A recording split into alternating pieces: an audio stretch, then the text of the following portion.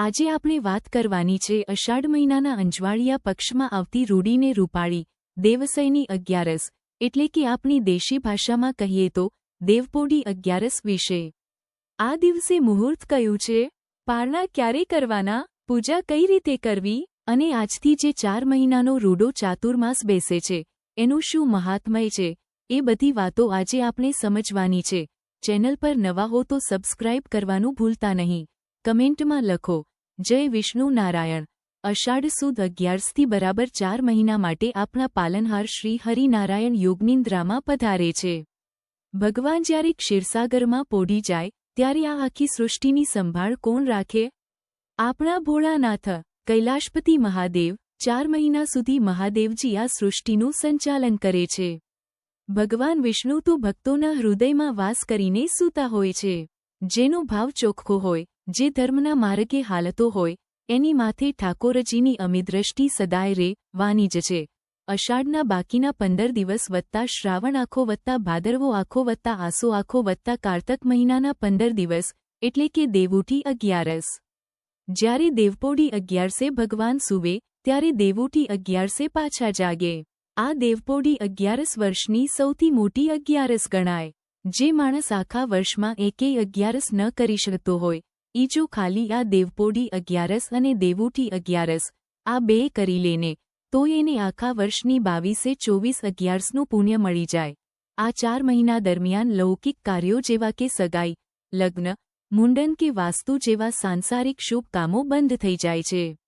પણ ધર્મ ધ્યાન, કથા વાર્તા, ભાગવત સપ્તાહ, તપ, જપ અને દાન પુણ્ય કરવા માટે આ સમય સોના જેવો છે। હવે આપણે તિથિ અને મુહૂર્ત નોંધાઈ લ્યો। અગિયારસ તિથિ શરૂ 24 જુલાઈ 2026 શુક્રવાર સવારે 9:12 વાગ્યે।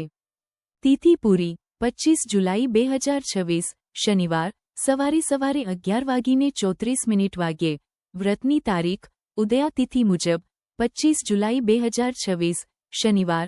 પારણા કરવાનો સાચો સમય, વ્રત પૂરું કરીને પારણા કરવા માટેનો ઉત્તમ સમય 26 જુલાઈ 2026 રવિવાર ના રોજ સવારે 6:09 થી સવારે 8:47 વાગ્યા સુધીનો રહેશે। પારણું એટલે સંકલ્પ પૂરો કરીને સાત્વિક આહાર લેવો। જેમને 11નું વ્રત કરવું હોય એમણે નોમ દશમ ની રાતથી જ સાત્વિક ખોરાક લેવો।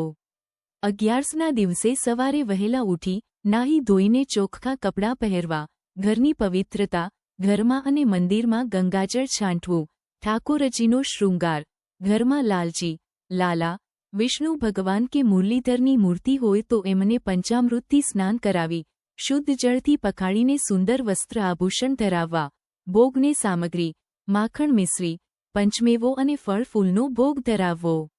યાદ રાખજો, ઠાકોરજીના ભોગમાં તુલસીનું પાન, તુલસીદળ મૂકવું અતિ જરૂરી છે। 4 મહિના સુધી નિત્ય ભગવાનના ચરણોમાં 2 તુલસીપત્ર અર્પણ કરવા। વ્રત કરવાના 3 પ્રકાર: નિર્જળા વ્રત, પાણી પણ પીધા વગર, સૌથી કઠિન, ફરાળી, ઉપવાસ, ફળ, દૂધ કે ફરાળ લઈને, એકટાણું, જો શરીર સાથ ન આપતું હોય તો એકટાણું સાત્વિક ખોરાક લઈને પણ પ્રભુ ભક્તિ કરી શકાય। આ 4 મહિનામાં ભક્તોએ પોતપોતાની શક્તિ મુજબ કોઈને કોઈ નિયમ લેવો જોઈએ।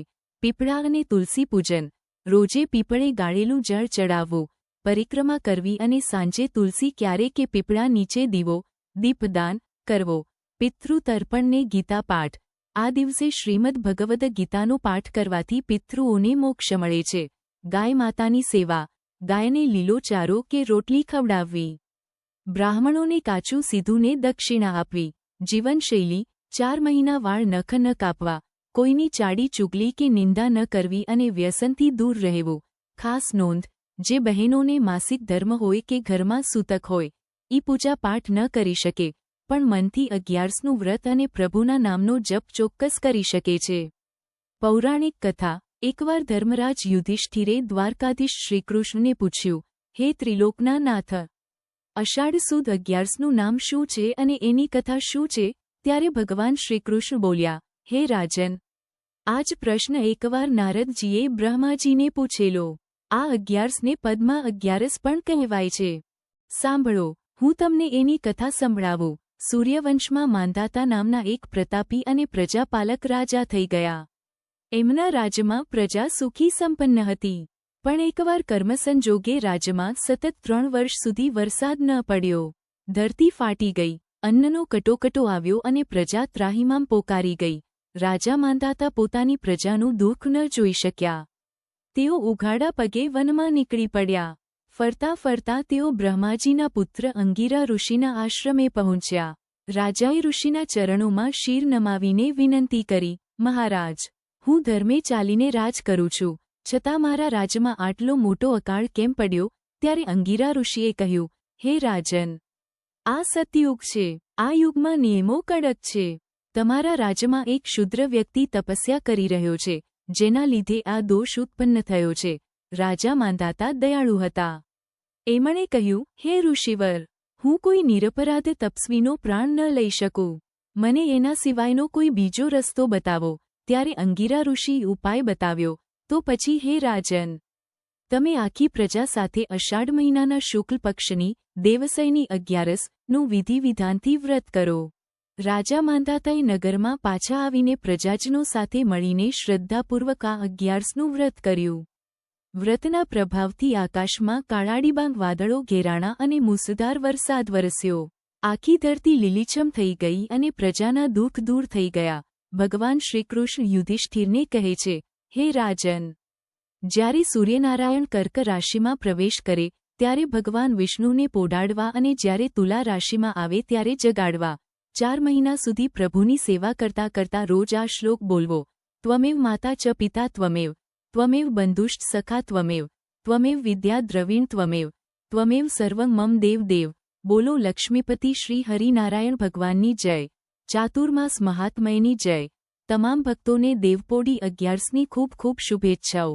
જો તમને આ કથા અને માહિતી ગમી હોય તો વિડીયોને લાઇક કરજો, ચેનલને સબસ્ક્રાઇબ કરજો અને કમેન્ટમાં જય શ્રી કૃષ્ણ લવાનું ભૂલતા નહીં. જય માતાજી. જય શ્રી કૃષ્ણ.